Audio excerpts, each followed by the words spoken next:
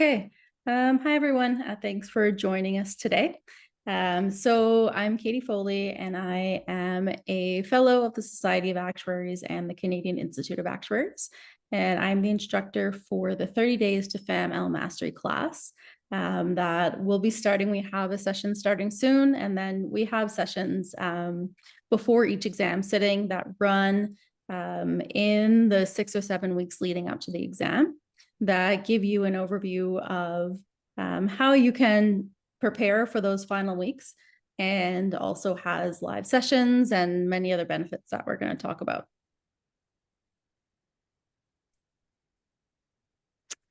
So the exam that we're focused on today is FAML. So that is the L. The L means the long-term portion of this exam. And this exam currently can be taken on its own until July 2024. You can take it as just the long-term portion. And that is one of the transition rules that the SOA has in place as they move towards their new exams, where it's the focus on the FAM, and then you choose the advanced long-term or short-term. So for now, we're going to focus on the FAML because that's exam that's coming up, and that the people that we're looking for this particular course are focused on. So FAML, as you likely know if you're planning to study it, is focused on mortality models, life insurance, and annuities, and all the factors that go along with that. Premiums and policy values. So these are calculations that go along with insurance and annuities. And then there's also a section on different estimation techniques. The exam itself is 1 hour and 45 minutes, and it's 20 multiple choice. When you take this exam as a combined FAM exam with the long-term and the short-term together, then it's a 40 multiple choice exam, and so it's essentially double. But right now you can still take them separately. So the purpose of this session, this is a free introductory session, and this session is meant to introduce you to the mastery program, to let you know how that program goes, what it looks like, so that you get a chance to meet me either by watching this recording or in person. So for, I guess, virtually in person, for those of you who are attending live, please feel free to jump in with questions at any time. And then at the end, we'll have some dedicated time for discussion and questions as well. I will go through a little bit of some of the basic topics that we'll cover today, just so you can get a sense of some of the things that happen, how the style of the course goes.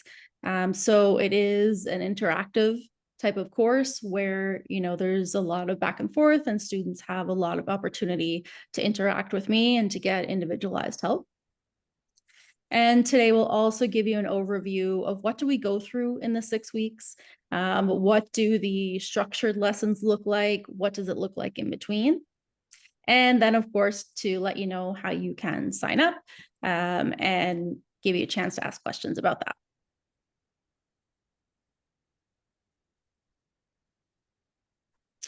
So some more on the program details. The core part of this program are the 5 weekly sessions. So we have 5 sessions. They're generally held live on either Saturday or Sunday mornings, depending on the group and when they're best available. And those are 3-hour sessions where we spend quite a bit of time going through content. And we go through content, so there's a short lecture portion, and then we get into some detailed examples. And for these examples, we look at exam type questions. So they mimic the type of thing you would see on an exam. And students are always welcome to send me questions in advance of things that they're looking at. And we can look at those particular questions. And I have a ton of examples as well that I go through. I can also send around extra practice questions to students and just help them to work through those difficult types of problems. Then there's a 6th regular session, which generally happens a couple of days before the exam window opens. And so for each run of this program, we do the scheduling. And of course, once you join the program or as you're preparing to sign up, you'll get a listing of the exact dates and times of all the sessions. But that final Q&A session is generally 2 to 3 days before the exam window opens. And it's another session that is, a full-length session, but it's not quite as structured because it's really focused on allowing the students to bring their last-minute questions, to go through anything that they're still having trouble with.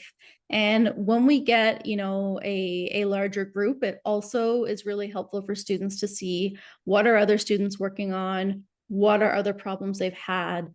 I often find students will share the ways that they do things, which can be really helpful because part of the battle is just getting within a group of people to study with.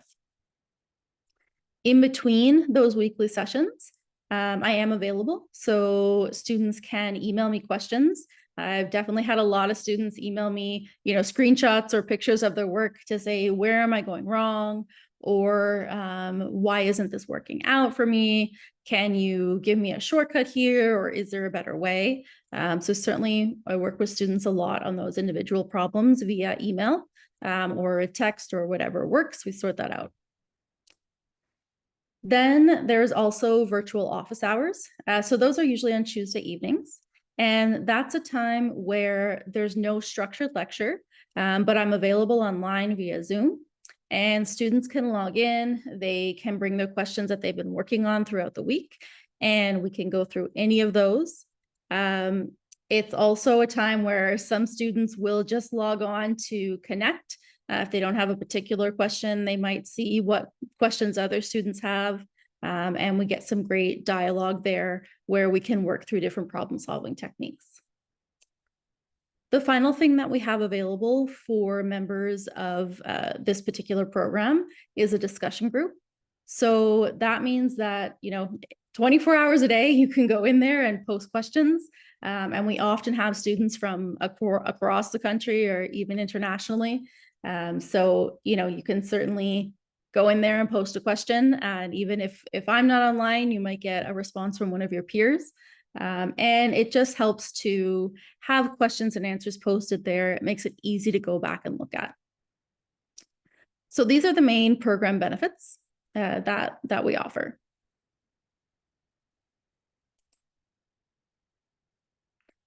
So as we mentioned, this program really focuses on the 6 weeks leading up to the exam. So the 5 regular lectures happen from the 6th week to the exam up to the 2nd week before the exam. And then we have the final. So in those 5 regular sessions, so that's the FAM-L Mastery 1, 2, 3, 4, and 5 that you see listed here. Those each have kind of a main topic that we go through, and then, they have some subtopics within. So the goal is through those 5 classes that we hit all of the topics that are on the syllabus and have time to touch on each of them. We start with, of course, the main topics that really form that underlying knowledge and comprehension techniques that students need. So we start with survival models and life tables and just some basics around insurance. So what I often find is that students will jump right into insurance and annuity problems without taking the time to understand how those programs work.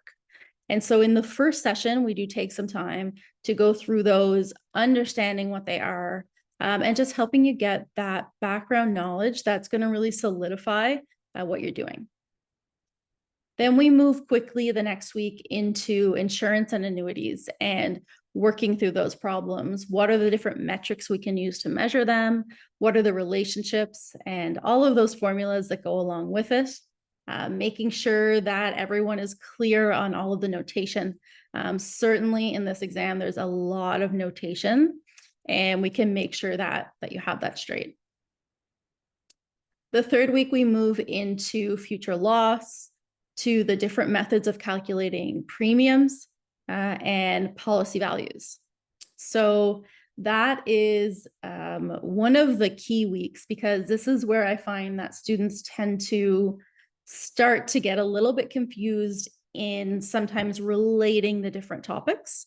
And so what this week's lecture, what that provides is an overview of how all of those different techniques and methods interact with each other, and just really solidifying the knowledge of the mechanics of those calculations.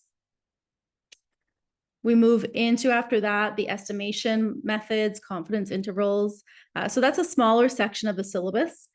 We often find that in that week, we do have some time to also go back through some other examples, because we find that that topic doesn't take the full lecture, which is great because that gives us some extra time to solidify the other knowledge.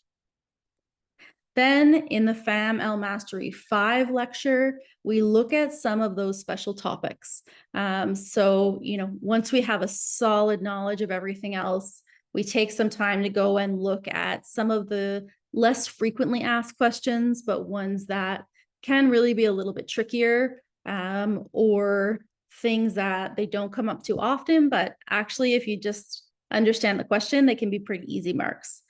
So we go through those, looking at assumptions, what do they mean? How does changing assumptions change your results? And then, of course, as I mentioned, that last class is a final review where it's very student-led. Students bring their topics, their questions. Can always email me before. Some students are quite comfortable and confident speaking up in class.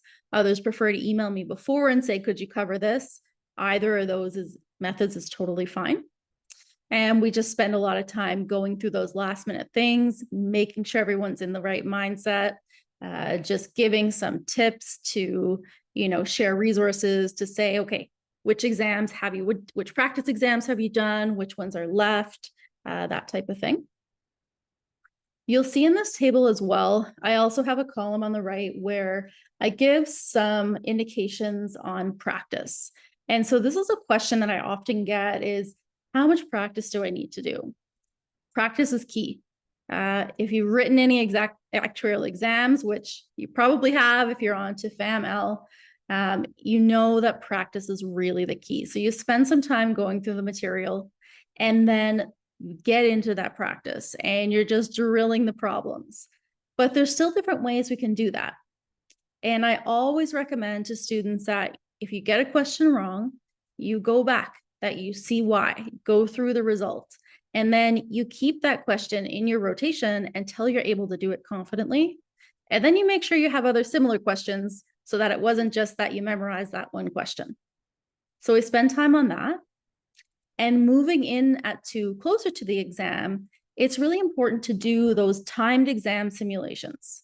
So put yourself in an environment where you don't have your phone, you don't have distractions, you set a timer for 1 hour and 45 minutes, and you move through the problems. By the time you get to 2 weeks before the exam, you want to be doing that with no cheat sheets, no formula sheets, really make it as though you were in the exam situation.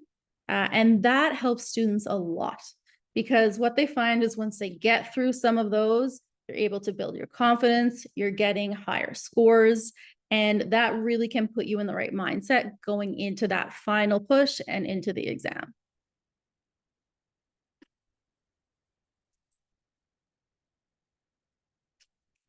So I'm going to spend a little bit of time, not too much, just doing a little bit of introductory theory review. And this is something that's been asked for in this intro course, just so you can see, what are the types of notes that I give out?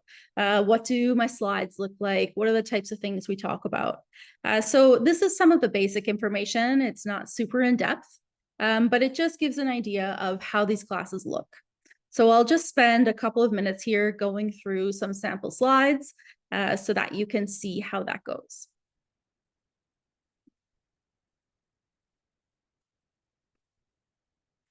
One of the first things that we learn about, and in the first week, something that we talk about is an insurable interest. And I find this to be quite an important topic because, as I mentioned earlier, students jump into calculations, but it's good to understand what you're doing. And so an insurable interest is really what talks about, can a person or an item have an insurance policy? And so if we think about the history of insurance, there was a time, in the mid 20th century, probably, when insurance was first starting. And what happened was that people started taking out insurance policies on anybody. So for example, people would take out an insurance policy on a celebrity. And what happened is that then people were financially gaining from the deaths of these other individuals that they had no financial connection to. Became a little bit like gambling, essentially. And also it resulted in potential crime, right? Potential threats to people who had these policies taken out on them. And so one of the legal actions that came in, and what we now see as a very core concept, is that in order to have an insurance policy on a person, you have to have a financial connection. So it has to be that if that person died or had a disability or whatever the insurance policy is on, then it would result in a financial loss or hardship. And so that's why, you can take out a life insurance policy for yourself, for your spouse, for your children. And that's where that lands. When it comes to objects to items, you can take out an insurance policy, obviously, on your vehicle, on your home, on a mortgage, things like that. But it has to be something that, again, if that was destroyed or lost, it would cause you financial hardship. So this is just the concept that comes into place to say, what are these insurance policies and why do we have them? Actuarial notation. So this exam really starts to get into some pretty hardcore actuarial notation, which might be new to students who are taking this exam because there's not quite as much in the exams that come before it. So we spend some time in the first class talking about that, and the second class as well. And so these are some of the main ones that I have in this table here. The first one here, we have the TPX. And we talk a lot about, what do these all mean? So TPX is the same as our SX of T. And this is our survival function. So our survival function is based on a P, which means that a life age X survives for at least T years. And that's how that notation works. Then we also have 1 minus that. So 1 minus our survival function, we have our regular FXT. And this is where we can more easily relate it back to general probability and general distribution functions that you already know. But when we get into actuarial notation and life contingencies, we tend to use more shorthand. Actuaries are very well known for using shorthand. They don't want to write more than they need to. And so we represent that with TQX. So while P represents the probability of survival, Q represents the probability of death. So TQX is the probability that an individual, age X, dies within T years. Actuaries tend to get into even more shorthand. And if the T that they're looking at, so if they're looking at survival or death within just 1 year, if T is 1, they drop the 1 entirely. So these are the types of things that you need to spend some time getting used to in preparation for this exam. QX, same thing, you can drop the 1. Once we understand the notation, then we get into applying that notation. So now we can look at, okay, well, we had TPX. What if we want to look at different periods of survival, right? So maybe we have a period of survival that we want to calculate the probability for, but we don't know, we don't have the information. But we do have, for example, the information for a shorter period of time. And then we get into how can we manipulate these formulas so that we can calculate what we need. So if you have a TPX and you maybe don't have the information, you can split it into T plus U if you had a smaller portion. Then you can end up multiplying them to get the full thing. So for example, here we have T plus U PX. So say you have a person age 50 and you want the probability that they survive to age 80. So that would be 30 years. You don't have the 30-year probability, but say you have the 20-year probability. So instead of calling it 30P50, we can call it 20P50 and then multiply it by what's left, which is going to be 10 years left after that. But then it's the P70. So you have to increase that one by whatever you had first applied. So this is just a way that we can manipulate the formulas to calculate what we need based on what's available. Then we get into some equations. We spend quite a bit of time during the lectures going through what are the equations that you need to memorize. And generally, I encourage students to have a cheat sheet that you have with you when you're studying of things you need to memorize, especially these formulas. And then as you prepare and get closer and closer to the exam, you study that cheat sheet and you go through it and you rewrite it as you memorize things, or you cross things out as you memorize them, so that what you have left to memorize gets shorter and shorter. Because as you know, as you go through more and more examples, then these things become second nature. So here we have the equation T bar U QX. So that's the probability that a life age X survives for T years, but then they die within the next U years. And then we have different ways in which we can break down that probability. During the course, we use a lot of things like timelines for different examples and just have different ways to write things out and to explain how things happen.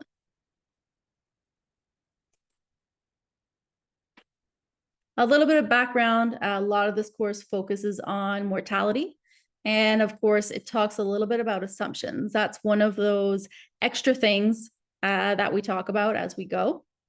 And this helps for some of those questions on the exam where it's not quite as calculatory, but it's a little bit more about understanding how things work.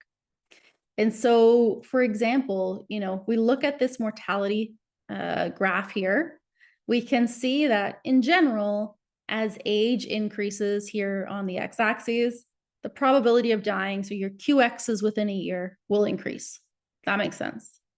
But then some things to note when we're looking at mortality, as you look at these higher ages, you get this kind of spike. So there will be a bit of a spike, but also there's not a ton of data, so it's harder to really get good estimates at those ages. You can also see what, we don't always expect, but before we get this kind of smooth upward motion, you have this drop, and that's because of the infant mortality.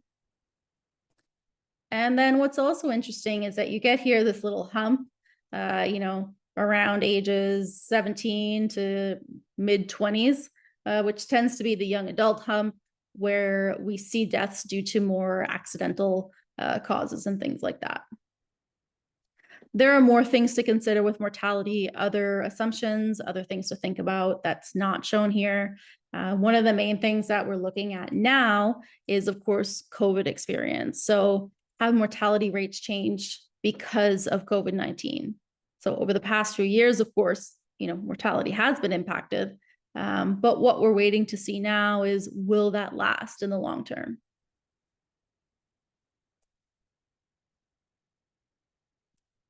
One of the things that often comes up on the exam is looking at mortality rates that might differ based on different aspects of the population. So you may have one set of mortality rates for males and one for females.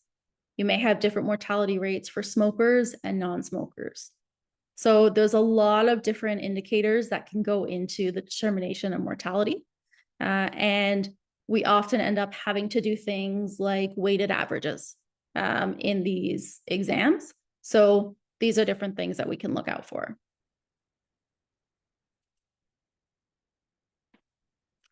In the course, we get into some of the more intricate details of the calculations. We look at select and ultimate rates.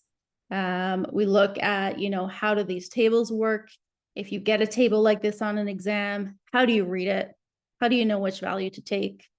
And, I give an example here of looking at the probability of death at age 41. That can actually be seen in a couple of different places in this table. So how do you know which one to pick? And this is something that we talk about a lot in the course. And we do quite a few examples with select and ultimate. Most groups that have gone through that can be something that, the concept is not too difficult, but all of the numbers in the tables can sometimes be confusing. Okay. So for example, in this bottom line here, we have our Q for a select age 43. And when a life is select, they have different mortality rates. So generally they have, improved mortality where they maybe have declared themselves to be healthy. They don't smoke, things like that. And so they have these adjusted rates for a period of time. But then after a while, those rates go back with the general population. So the probability of death within a year for a life selected at age 43 might be 0.005, as it is here. But that's not the same as the probability of death within a year for a life age 43 that's not part of the select group, which is 0.012, which we can see based on our right-hand column over here. Okay, so those are not the same. But as I mentioned, after a period of years, these do revert back to the normal population. And in this example, it's a 2-year select period. So once you get beyond those 2 years, then it goes back to normal. So a life that is selected at age 40, by the time they get to age 43, their death probabilities have reverted back to the normal population.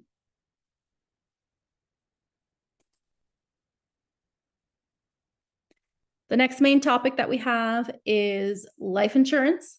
This is another type or another section where there's a lot of different notation, and students can get a little bit confused with that. So we do spend some time making sure that everyone knows which is which, that you're not confusing this little one here on the term insurance with when it's not there on the endowment.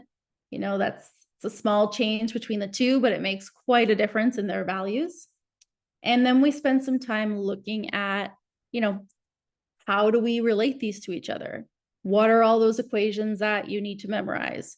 Which equations that you maybe have on your memorization list are just iterations of each other that if what you struggle with is memorization, you can drop.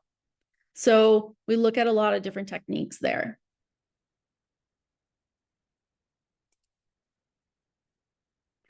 Valuing insurance benefits.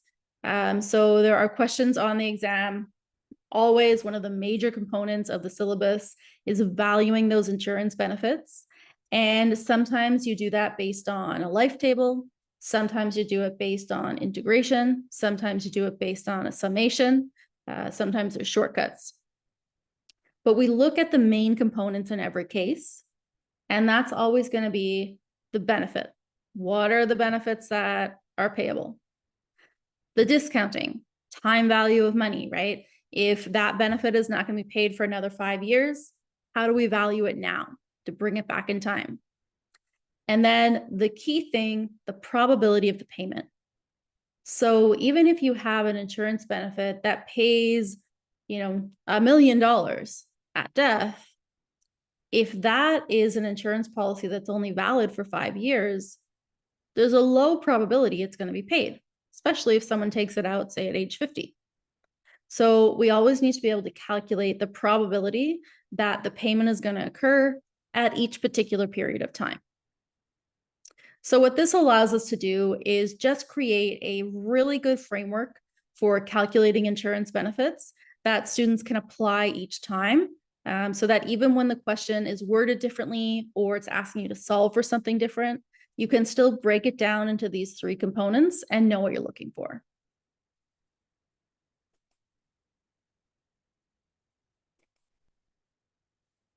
We do look, of course, at all of the different formulas and the different ways to calculate.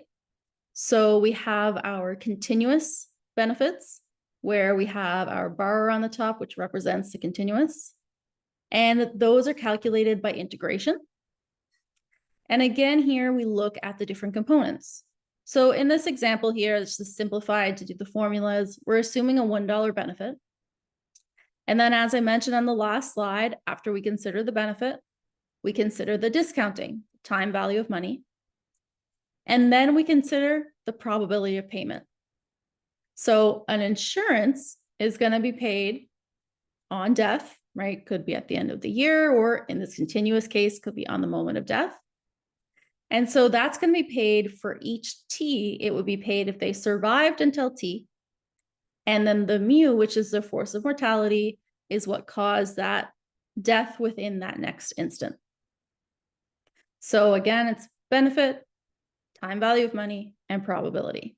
And we go through that process so that it really becomes second nature to calculate.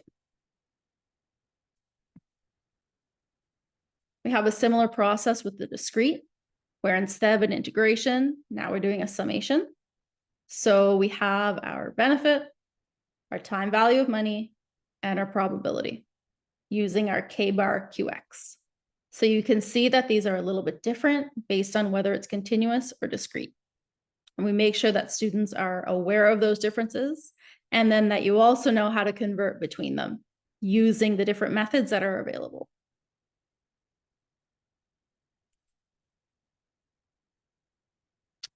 Moving into premiums.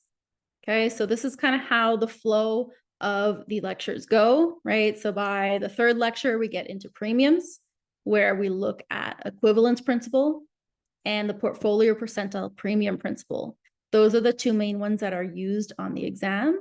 Equivalence principle is the most common, and it's the one that you'll use most frequently. It carries on into exam AL-TAM if you decide to continue and take that one. But portfolio percentile also is on the syllabus and has been tested on FAM-L before. So it is one that you need to know. And it can be a little bit trickier to calculate. So it's one that we spend some time making sure that everybody is comfortable with. So that kind of brings us through the third week. And of course, during the lectures, we expand on these a lot more. We go through a lot of examples. Students have the opportunity to ask any questions, bring any examples with them. Then we move into the estimation, and then the final review, extra topics, things like that. So another thing that I want to cover today is the aspect of this course that's related to study strategies and performance optimization. So, by the time students get to exam FAM-L, you've proven you're good at math, you can get through these exams, and you have the ability to learn the concepts. But as you continue to move through the exams, they get harder, of course, and maybe you have more responsibilities if you're working, whether it's in an actuarial field or not, and you need to manage all of those things at once. So we spend time talking about how can you make sure you're studying effectively, and how can you make sure that you're really ready for the exam so that you can be at your best on that day and you can optimize all of your performance. So the study process, we talk a lot about this and identifying where you are in your study process and making sure that you haven't skipped any steps. So there's that preparation phase, which happens first when you decide you're going to take the exam. You should set out your timeline, make sure you have all your materials, find a study group. And if you don't have a study group, this program is a great place to find one. And then you want to schedule your study time, which again, for students who have trouble with the discipline of scheduling that, a program like this is great because it forces you to attend that lecture. It forces you to do the practice problems that we send out. It gives you an opportunity to attend a office hour where you can connect with other students. So it helps keep you accountable. Once you have that, students should spend some time on their own reading through the material because you want to have that, that basic knowledge. And most students, by the time they come to this mastery course, they've already done that portion, and that's great because you have all that background information, so you're ready to really do a deeper dive. The initial practice phase is when you're going through lots and lots of practice problems just to see where you are. So during that phase, it's always good to take notes, make sure you have some system to mark which sections are hard for you, to know where you need to focus more time. Then you go into the content review. And so the lectures for this program really do cover that review of content section of the study process, because it allows a recap, right? You spent the time reading through all the content, and now we have a recap where you can solidify all of your understanding and make sure you know how to apply it to the problems. It also is an opportunity to identify, okay, this section is hard for me, I need to spend some more time. And it's where you start formulating that cheat sheet that I talked about of what are the things you need to just memorize. The final step, practice. Practice, practice, practice. Do as many practice questions as you can, do timed exam simulations, and spend that time to memorize the things on your cheat sheet. So that's the process. And when you join this program, I can help you figure out where you are in that process, if you've skipped any steps that you need to go back and do, and make sure that you are staying on track within those last 6 weeks to really make sure that you are ready.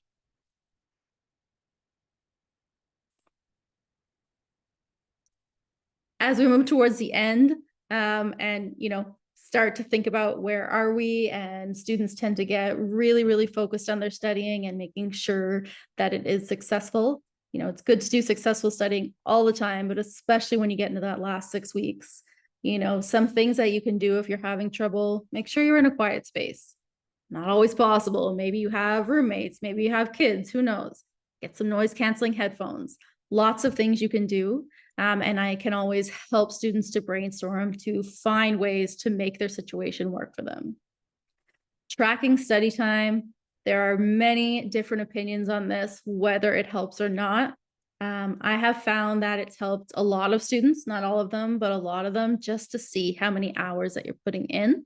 It can help you stay on track, give you a guideline. Making note of formulas, which we've mentioned. Taking breaks, so figuring out, what is your optimal amount of time you can study? How often do you need breaks? What do those breaks need to look like? Organization.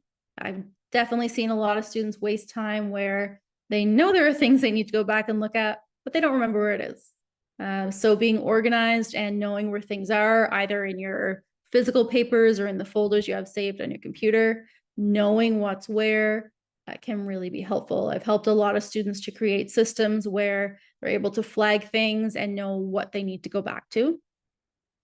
And then, can't stress it enough, so good to do those timed practice exams.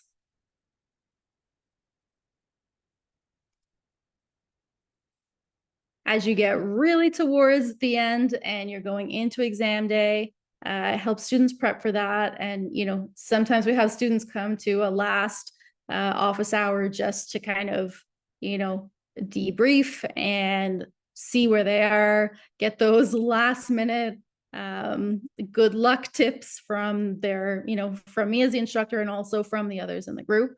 And then make sure that you do those last few things, sleep the night before your exam. Sounds simple, but it really helps. Make sure you eat. I literally have had a student tell me I had to leave the exam early because I was too hungry. Eat. Arrive prepared. You don't want to get there and realize you don't have a calculator, or your calculator doesn't work, or whatever. So make sure that the day before the exam, you actually take some time, or that you have enough time in the morning to make sure you have everything that you need. Once you get in the exam and they kind of say go, then you can start to make your little notes, depending on the prometric system or wherever you are, how you can, work with that to make a quick note of the formulas that you think you might forget. And then finally, when you're in that exam, you've got to manage your time.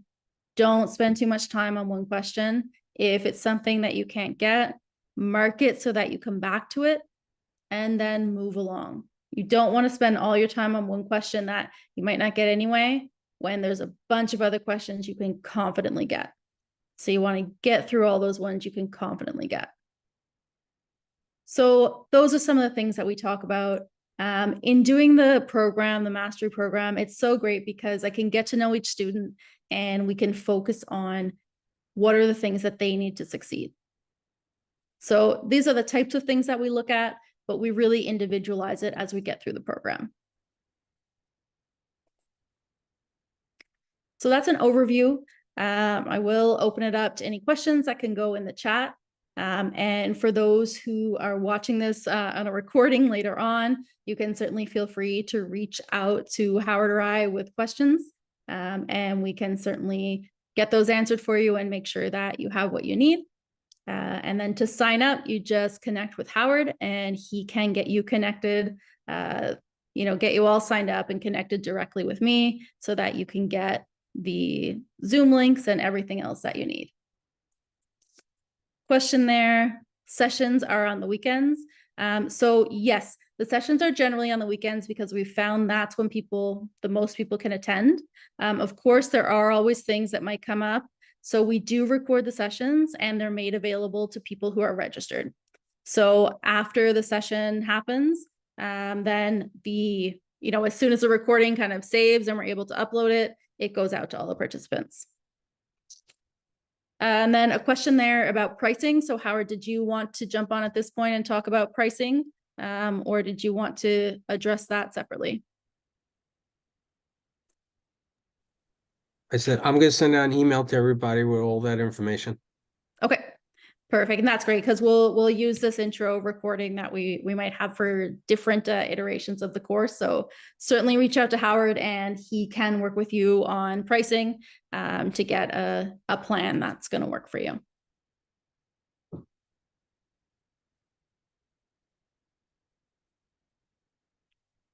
So if you are thinking about, joining the program, certainly it's definitely been helpful. We've had great feedback from students. As you're getting closer to the exam, people do have questions. I see one coming in about how much time do you need to study for this exam? If you're doing FAML on its own, it's really a unique exam in that it is a shorter exam. So if you have background in things like interest theory, if you know anything about life contingencies at all, if some of the material that I went through today kind of, seems like it could be familiar, then likely you would have time to study. Study time is really individual. People who are working full time, of course, need longer to prepare because you don't have as much time to study. If you're a student or if you're working part-time, then you might have more time to devote to studying, and you might be able to fit in, say, 20 hours of studying a week, in which case you could likely prepare for this exam, in a much shorter amount of time. So how much time you need to study is definitely individual.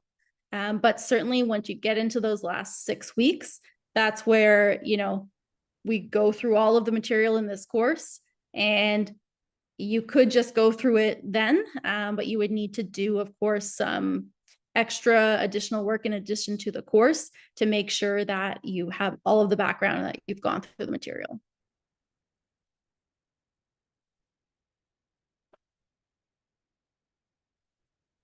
Okay, so that's all the questions that I see come in through the chat there now. And then, of course, like I mentioned, if you're watching the recording, please feel free to reach out to Howard or I with any questions. So thank you all very much, and we hope to see you join the program.